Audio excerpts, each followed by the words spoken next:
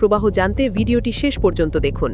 শহীদ উসমান হাদির খুনি সাবেক ছাত্রলীগ নেতা ফয়সাল করিম মাসুদের সর্বশেষ অবস্থান যাচাই করে পাওয়া গেছে এক হাড় হিম করা তথ্য। সর্বাধুনিক প্রযুক্তি ব্যবহার করে দেখা গেছে তিনি বাংলাদেশেই আছেন। বহাল তবিয়তে অবস্থান করছেন ঢাকার ডিওএইচএসের এক ব্রিগেডিয়ার জেনারেলের বাসভবনে। দায়িত্বশীল এক পুলিশ কর্মকর্তার বরাত দিয়ে এই বোমা ফাটিয়েছেন জনপ্রিয় সাংবাদিক ইলিয়াস হোসেন। কিন্তু প্রশ্ন হচ্ছে, সামরিক প্রশাসনের এত প্রভাবশালী একজন ব্যক্তির কাছে খুনি পৌঁছল কিভাবে? ক্ষমতার চেয়ারে বসে কারা এই খুনিকে পাহারা দিচ্ছে? হাদিকে যখন রাজপথে গুলি করা হয় তখন সেই দৃশ্য কাঁপিয়ে দিয়েছিল পুরো দেশকে। ভিডিও ফুটেজ আর পুলিশি তদন্তে ফয়সালের চেহারা স্পষ্টভাবে উঠে এসেছিল। সেদিনের সেই নির্মমতার পর খুনি ফয়সাল আত্মগোপনে চলে যায়।